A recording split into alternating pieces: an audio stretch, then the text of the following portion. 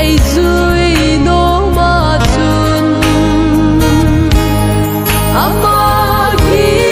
ngai dom hen a thing pel ki put hen nang kanong hin zui hen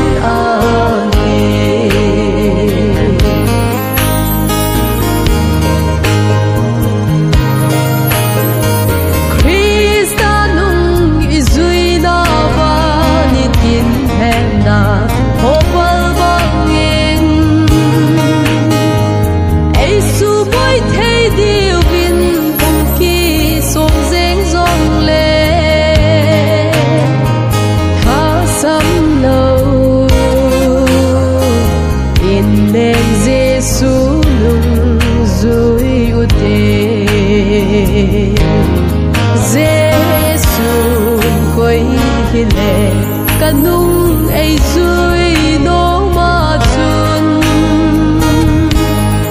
ama gi ngai dom hen a thing pel ki put hen nang kanung hin zui hen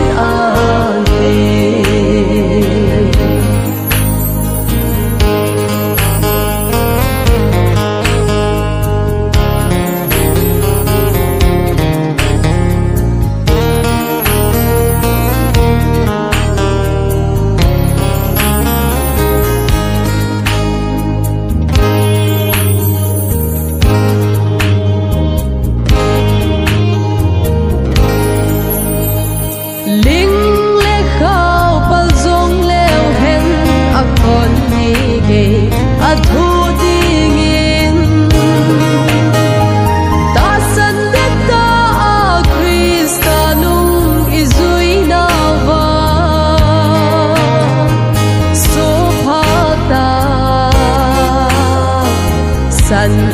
na bol aphai a hin ti ding Giêsu koi hi le kanung